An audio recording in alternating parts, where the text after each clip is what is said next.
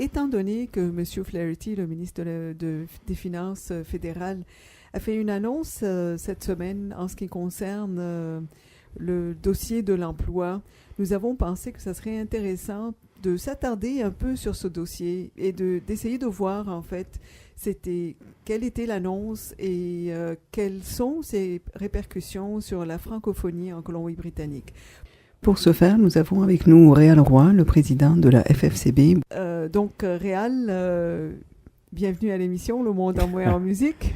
Merci, je suis très heureux d'être présent comme président de la Fédération des francophones de Colombie-Britannique. Alors, pour nous, c'est excellent parce qu'on va pouvoir peut-être comprendre un peu en quoi consistait l'annonce et globalement, où est-ce qu'on s'en va en fait dans le dossier de l'emploi au niveau canadien pour commencer? Bon, le gouvernement actuel a à maintes reprises indiqué son désir de développer ou de faire en sorte que la main-d'œuvre, les programmes de formation de la main-d'œuvre soient mieux reliés aux demandes du marché. Donc, qu'il y ait une implication plus grande des employeurs.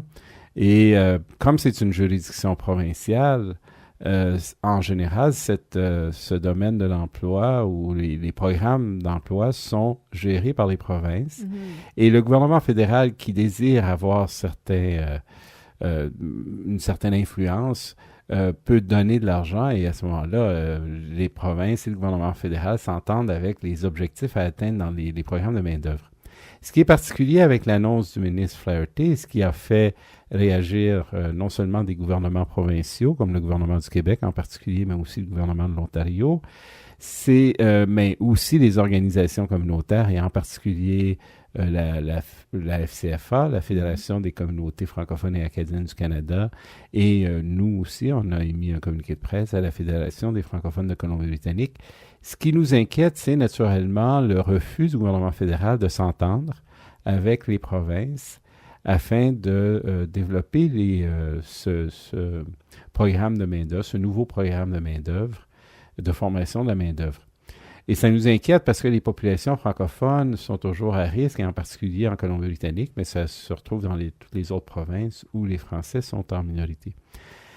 En Colombie-Britannique, plus particulièrement, l'ironie vient du fait qu'il y a 4 ans, enfin en 2009, le gouvernement fédéral annonçait son désir de transférer ou de retourner ou d'évoluer finalement sa responsabilité au niveau des clientèles spécialisées. Donc, ces programmes de centres d'emploi qu'il avait financés pendant de nombreuses années, il décidait de les transférer au gouvernement provincial qui, lui, était pour se charger de mettre sur pied un programme qui verrait à offrir ces services d'aide à l'emploi aux clientèles spécialisées. Et nous, on avait naturellement été inquiets parce qu'il y a plusieurs de nos organisations francophones qui offraient ces services en français. On a la capacité, connaissant bien les communautés, connaissant le marché de l'emploi francophone en Colombie-Britannique, Vancouver, Éducacentre, La Boussole, le Centre culturel de Kelowna, la Société francophone de Victoria, et à Prince-Georges aussi avec l'Éducacentre, avaient mis sur pied des centres d'aide à l'emploi où les services étaient offerts en français. Et naturellement, quand ils ont annoncé le transfert du programme, notre inquiétude, à l'époque j'étais président de la Société francophone de Victoria, c'était la disparition des programmes. Et on avait demandé à la Fédération à ce moment-là de s'assurer d'avoir une clause linguistique à l'intérieur de l'entente signée entre le gouvernement fédéral et provincial. Comme quoi le gouvernement provincial était obligé de respecter un certain... d'offrir des services en français, des services d'aide à l'emploi en français. Mm-hmm. Et la question, c'était, quelle veut dire... On pensait que cette clause linguistique indiquait la volonté du gouvernement fédéral de faire respecter les obligations du gouvernement fédéral en matière de langue officielle. Mm-hmm. Ce que le gouvernement provincial n'a pas... n'a pas dans son en termes de ses politiques. Cependant, le gouvernement fédéral, selon nous, étant celui qui donne l'argent, peut imposer des conditions d'application et de mise en œuvre de certains programmes. Et c'est intéressant parce que le commissaire aux langues officielles, nous, naturellement, on a été absents, on ne nous a pas consultés. Quand on nous a consultés, on a dit avec véhémence qu'on ne pensait pas que le système que la province s'apprêtait à mettre sur pied puisse servir les francophones. Le gouvernement provincial nous a répété à de nombreuses reprises que c'était pour être mieux que ce qui existait avant. Je peux vous dire, après 1 an et demi d'application, les services en français sont inexistants dans ces centres d'emploi provinciaux. Il y a naturellement quelques centres désignés bilingues où on peut avoir accès, on va nous indiquer les organismes où on peut aller chercher certains services en français, comme ici à la Société francophone de Victoria. Mais on a dévolué une deuxième fois. Non seulement la province ne s'occupe pas de ça, mais ils ont fait des appels de soumission et c'est des compagnies privées qui font un peu comme bon leur semble dans la livraison de services en français. Alors, pour nous, ça pose un problème et on avait donc déposé une plainte au commissaire aux langues officielles à cet effet-là. Le commissaire a fait une enquête qui a duré à peu près 2 ans et le rapport a été rendu public en avril, dans lequel le commissaire est très clair. Il blâme le gouvernement fédéral et surtout le ministère des Ressources humaines Canada, le même qui va être responsable de ce futur programme d'emploi, blâmait le gouvernement fédéral pour ne pas avoir mis sur pied des indicateurs clairs de rendement ou de succès dans l'application du programme ou dans le transfert du programme.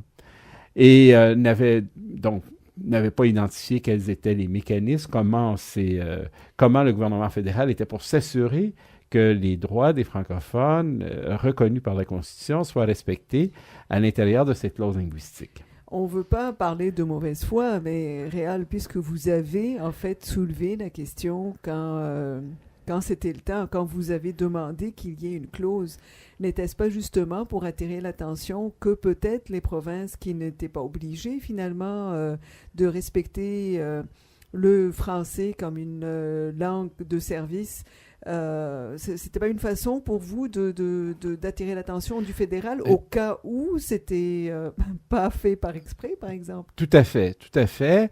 Et c'est d'ailleurs ce que j'ai soulevé en 2011, en novembre, lorsqu'on faisait l'évaluation de la feuille de route pour le patrimoine canadien. C'était une feuille de route qui allait de 2008 à 2013.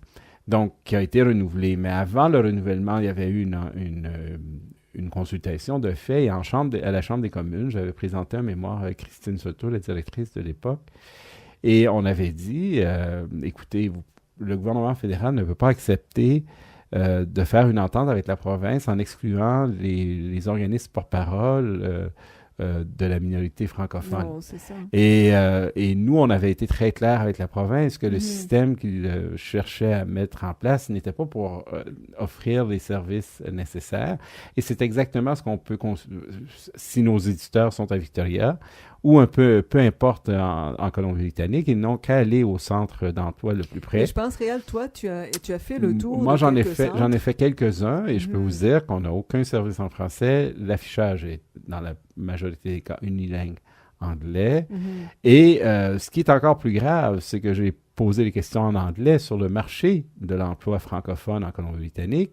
Et on m'a dit qu'il n'y avait aucun emploi en français en Colombie-Britannique. Retourne chez vous. Oui, c'est à peu près ça. Alors qu'on n'a pas mentionné le Conseil scolaire francophone avec tous les emplois du Conseil scolaire francophone, que ce soit au niveau des enseignants, mais aussi au niveau de la maintenance, du secrétariat. Je pense que les gens ne sont pas formés, ils ne sont pas au courant de ce qu'il y a, en fait, du marché du travail francophone. Et c'est un problème, parce que quand on appelle les commissions scolaires, par exemple, pour les programmes d'immersion, si on parle à Canadian Parents for French, on nous dit on a une pénurie d'employés compétents pour enseigner en français. Oui. Alors, le gouvernement fédéral n'a pas tort maintenant de dire oui, il faudrait intervenir, mais pourquoi ne l'ont-ils pas fait il y a quelques années?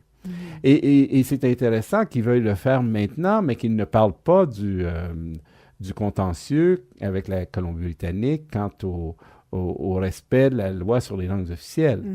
Et qu'ils maintiennent et qui n'ont jusqu'à selon mes dernières informations, le ministère des Ressources humaines n'a pas consenti à faire aucune modification suite aux recommandations du commissaire aux langues officielles, ce qui nous amène, nous achemine vers un recours juridique qui a été réclamé ou enfin approuvé par résolution à l'AGA en juin 2013. Alors, il me semble que ce gouvernement est incohérent quant à ces programmes-là, ou au contraire est un peu essaie finalement de viser deux choses différentes. Dans le transfert qui nous occupe des centres d'emploi, notre inquiétude a toujours été le fait que ce transfert était simplement un prélude à d'autres transferts aux provinces, et en particulier aux provinces récalcitrantes face aux Français, comme la Colombie-Britannique. Le Manitoba est beaucoup plus ouvert, mais la Colombie-Britannique est particulièrement récalcitrante. On l'a vu avec la cause, avec le conseil scolaire. Et notre inquiétude, c'est une façon pour le gouvernement fédéral de se départir, ou enfin de s'enlever la responsabilité de faire respecter cette loi sur les langues officielles d'une façon très douce. Oui. Bon, et naturellement, pour nous, c'est un dossier extrêmement important. Le hic, parce qu'il y a toujours un hic au Canada. Sans ça, ça serait bien. Non, le hic, c'est que la province de Québec, elle perçoit cette intervention. Parce que nous, on aimerait être une intervention du gouvernement fédéral pour s'assurer que la province fasse respecter la loi sur les langues officielles. Elle perçoit ça comme une intrusion du gouvernement fédéral dans des champs de compétences provinciales. Et risque comme elle l'a fait par le passé, de s'opposer à la position officielle de la Fédération des francophones dans ce dossier-là. Donc ça, c'est une inquiétude qu'on a. Un peu de la même manière que ce jugement de la Cour suprême en juillet, où un des juges de la Cour suprême, un juge québécois, avait statué avec ses collègues unilingues anglais du bien fondé de la position de la province de Colombie-Britannique de refuser au conseil scolaire de soumettre ces documents en français et d'obliger le conseil scolaire à traduire tous ces documents en anglais. On avait appuyé d'ailleurs la Fédération des parents et le conseil scolaire, deux de nos membres, par un affidavit légal que j'avais signé au nom de la Fédération de la communauté francophone en Colombie-Britannique.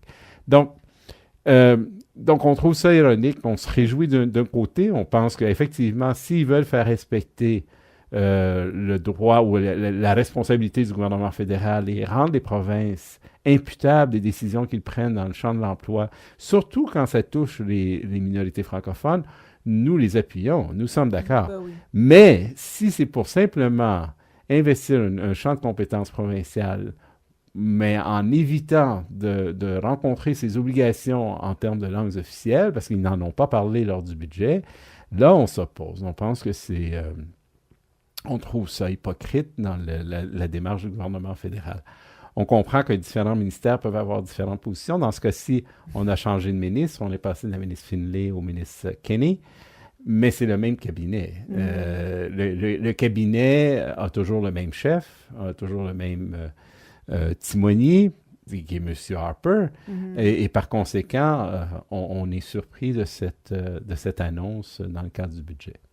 Et on se dirige vers quoi, d'après toi? Est-ce que, comme tu disais, la situation n'est pas claire, puis est-ce qu'on va attendre que la poussière retombe et qu'on va attendre une autre année, comme voir, tu mentionnais qu'il y avait eu une clause qui avait été ajoutée il y a un peu plus qu'un an, puis là on voit bien que ça ne fonctionne pas. Donc est-ce qu'on va attendre aussi un an avant de commencer à dire... Non, le gouvernement fédéral est très clair dans ses intentions. À partir du mois d'avril, le 1er avril, si les provinces ne coopèrent pas avec le gouvernement fédéral, ils commencent à mettre en place leur programme. Donc, c'est très clair qu'ils ne vont pas attendre la coopération des provinces. Nous, naturellement, on ne veut pas faire les frais de ça. Mais on n'a déjà pas beaucoup de services en français, mais ça risque pas d'être mieux après.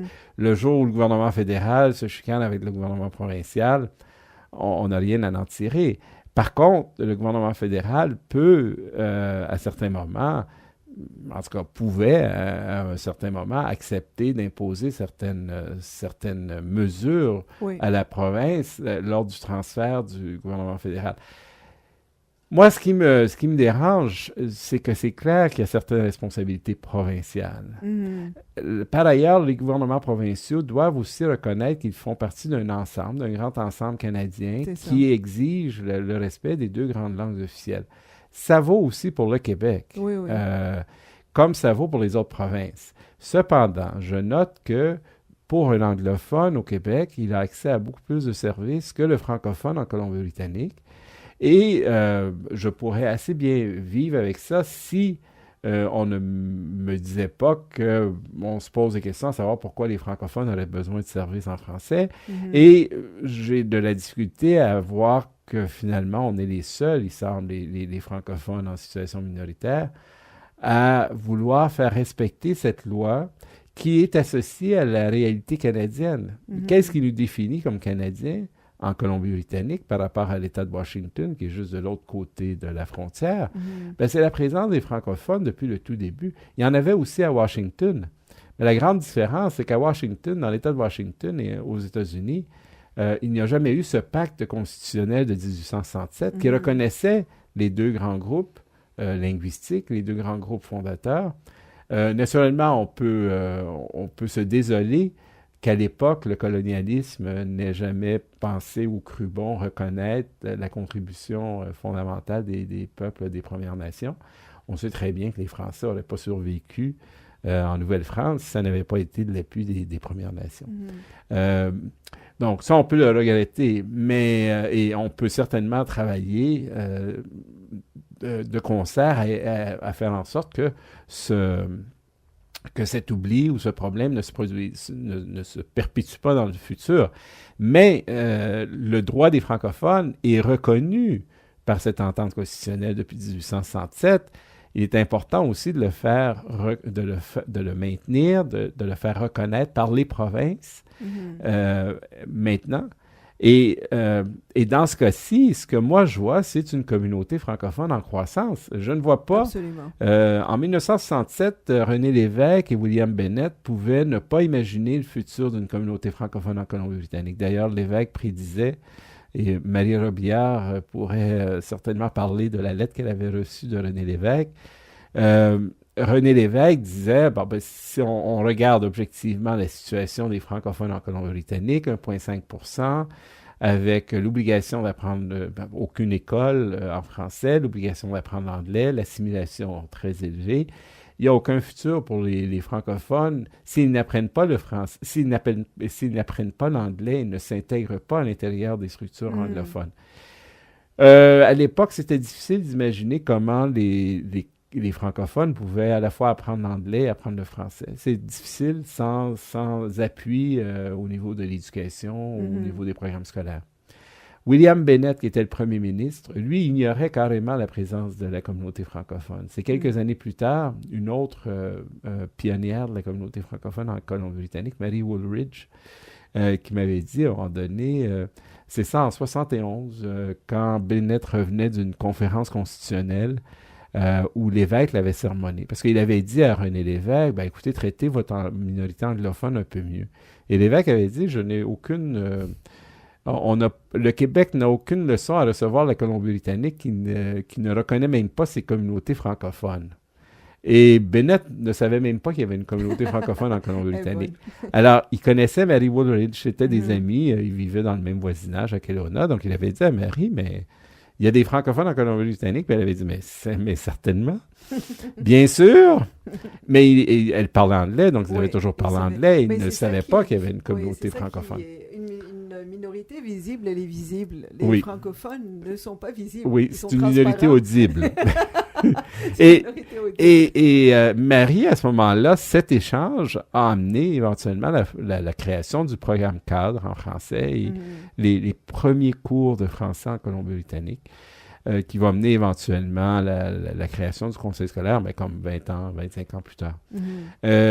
Alors, c'est un peu le problème de la province de Colombie-Britannique, c'est cette espèce de réticence à embrasser la dualité linguistique, alors que les citoyens de la Colombie-Britannique, moi j'en rencontre tous les jours des anglophones ici, qui eux ne demandent pas mieux qu'apprendre le français et de participer, de participer à cette communauté francophone et dans la mesure de leurs moyens, de pouvoir apprendre et parler français. Ils veulent certainement que leurs enfants apprennent le français. Une grande D'où partie l'augmentation, en fait, des programmes enfants. d'immersion. C'est ça, dans Oui, les oui. programmes d'immersion. Alors, cette communauté, elle croît en termes absolus. D'ailleurs, les derniers recensements montrent une augmentation de près 15% dans les 5 Absolument. dernières années. Et aussi, elle augmente en termes de nombre de personnes qui parlent français. Tu es un excellent exemple de quelqu'un pour qui le français n'est pas une langue maternelle, ce n'est pas une langue de travail, mais c'est une langue que tu connais. Et donc, tu es dans ces 300 000 personnes ou ces 210 000 personnes qui, dans le recensement, disent connaître le français comme langue officielle, mais ne l'ont pas comme langue maternelle. Et ça, c'est un chiffre qui est important, que les ministres fédéraux ne retiennent pas, même le ministre Moore, qu'on peut saluer à ce micro, qui habituellement cite le chiffre de 70 000 francophones de langue maternelle. En réalité, il y a 300 000 personnes qui parlent français en C'est vrai. Colombie-Britannique et c'est beaucoup plus que les parlants chinois. Il y a à peu près 150 000 personnes qui ont le mandarin comme langue maternelle et à peu près le même nombre qui ont le punjabi comme langue maternelle. Et ce qui est fantastique, c'est que tu parlais de mon cas réel, mais plus ça va, plus il me semble que le français prend la relève à la place de l'arabe comme langue maternelle, mais ça ne sera jamais ma langue maternelle. Oui. Donc, même si je suis rendue, je pense en français, j'opère en français, je parle à la maison en français, je ne serai pas francophone d'après les définitions Canadienne. canadiennes, Oui, selon gouvernement Statistique fédéral. Canada. C'est ça. Exactement. C'est ça. Et c'est ça qui est un peu... C'est le défi de la communauté francophone, pas seulement en Colombie-Britannique. Je pense qu'en Colombie-Britannique, on a été les premiers à en parler beaucoup. Les premières réunions que j'ai eues à la FCFA, je me rappelle que certaines personnes du Nouveau-Brunswick ou en fin de l'Atlantique n'avaient pas tout à fait la même vision que nous en Colombie-Britannique. Mais nous, on le voit parce que c'est une province qui est en forte croissance démographique depuis longtemps. Et cette forte croissance démographique fait en sorte que même si on a une croissance démographique importante, il reste que proportionnellement, la population de gens de langue maternelle française ne croît pas. Par contre, en termes relatifs, les gens qui connaissent le français, il y a une croissance de la Absolument. population relative. De 2001 à 2006, parce que je me rappelle de ces chiffres-là, à Victoria, on est passé de 9 à 10% de gens qui connaissaient le français comme langue officielle. 1% en termes relatifs, c'est important. C'était 3000 personnes sur à peu près 30 000 qui parlaient français ou qui connaissaient le français. Alors, tout ce compte. Pourquoi l'emploi est si important? Pourquoi la Fédération met autant d'énergie? C'est que l'emploi, c'est central pour la vitalité des communautés. On veut que nos francophones, que les francophones, non seulement de langue maternelle, mais tous ceux qui parlent français, puissent avoir accès à des emplois importants et puissent remplir des emplois importants pour le maintien et le développement de la communauté francophone. Dans les écoles, dans les programmes d'immersion, dans les centres de recherche, dans les universités, à la base militaire, dans les offices du gouvernement fédéraux, à la GRC, par exemple, dans les agences transfrontalières. Dans tous ces organisations, dans tous ces ministères, il y a une demande de personnel qui parle français. Malheureusement, présentement, en Colombie-Britannique, les centres qui offrent des services d'aide à l'emploi ne connaissent absolument pas cette réalité du marché de l'emploi francophone. Et ça affecte énormément le développement et le maintien et la pérennité des communautés francophones en situation minoritaire. Donc, c'est un dossier extrêmement important de ce point de vue-là. Absolument. Puis économiquement, une communauté qui ne survit pas du point de vue économique, ben, elle n'est pas vraiment vouée à la survie, disons. Exactement. Et ce qui est intéressant, par contre, la Société de développement économique, Donald Cyr a déjà mentionné que le salaire moyen des francophones est légèrement supérieur au salaire moyen des citoyens de Colombie-Britannique. Alors, visiblement, moi, je suis dans un milieu où je côtoie beaucoup de gens qui parlent français. À l'Université de Victoria, c'est à peu près 15% des profs qui connaissent le français ou peuvent parler le français. J'ai beaucoup de collègues dans le département de biologie qui parlent un excellent français et dont la langue maternelle est l'anglais. Donc, eux non plus ne sont pas répertoriés comme francophones. Par contre, ils sont dans les 300 000 s'ils ont répondu à la question du recensement où on demande s'ils connaissent le français comme langue officielle.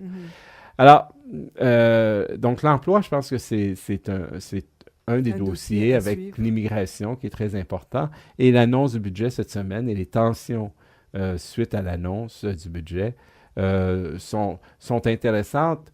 Et je pense que c'est important pour nous aujourd'hui de rappeler aux gens l'ironie de ce gouvernement qui, il y a quelques années, dans le contexte de la loi sur les langues officielles, refusait d'imposer quoi que ce soit à la province ou d'indiquer même les indicateurs de succès dans la mise en œuvre du programme qu'il transférait à la province et qui maintenant décide de déchirer sa chemise sur la place publique en disant c'est notre argent et on veut qu'il soit responsable de comment il gère l'argent du gouvernement fédéral. On se demande c'est quoi leur agenda.